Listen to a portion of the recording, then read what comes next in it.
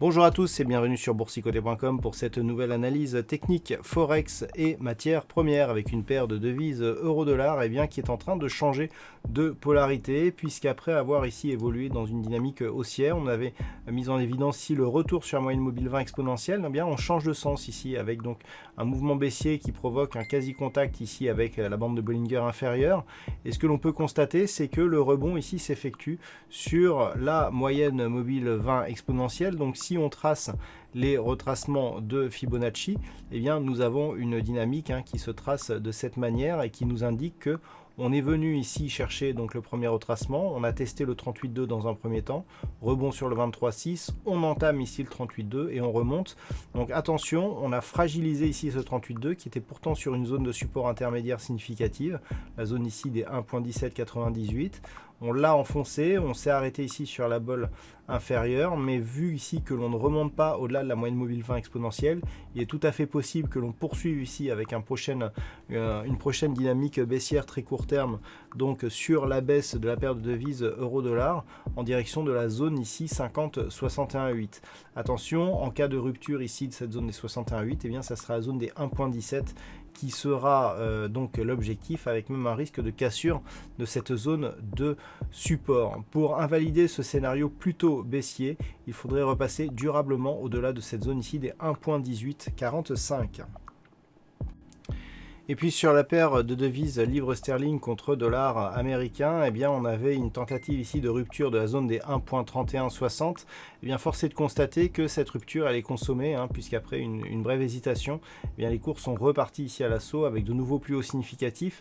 Donc désormais nous sommes sur un objectif ici qui se situe à 1.3315 avec une moyenne mobile 20 exponentielle ici qui vient de repasser au-delà des 1.3160. Alors attention toutefois sur cette configuration, il y a un petit détail qui ne doit pas vous échapper. Nous avons ici une sortie des bandes de Bollinger avec une moyenne mobile exponentielle sous sa moyenne mobile arithmétique. Cette configuration donne statistiquement des probabilités de retour rapide ici sur les zones de moyenne mobile qui sont quantifiables.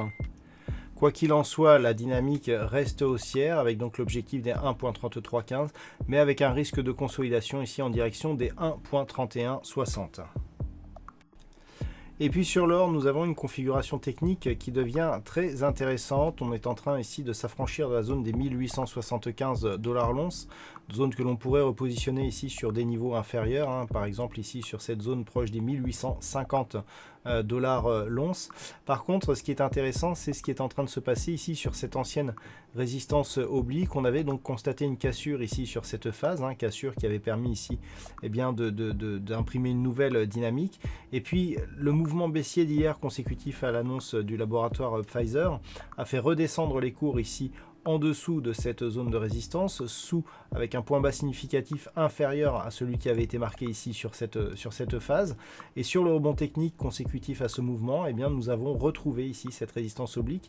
Donc on a ici une invalidation de cette dynamique. Du point de vue donc de cette zone horizontale, on peut la déplacer ici sur ce niveau des 1850 $ l'once. Mais par rapport justement à cette configuration, l'objectif est désormais un retour, voire une cassure de cette zone en direction des 1790 $ l'once. Et puis enfin sur le WTI, suite à l'impulsion que nous avons connue hier, il y a une petite phase de consolidation et une poursuite ici du mouvement avec donc une zone de résistance intermédiaire ici sur ces niveaux à 41,50 qui pourrait être atteinte prochainement. Si ce niveau ici était atteint, on pourrait poursuivre ici en direction des 43,50 qui est la résistance moyen terme du mouvement que nous avons donc connu depuis ces fameux points bas ici que nous avions connus au mois d'avril.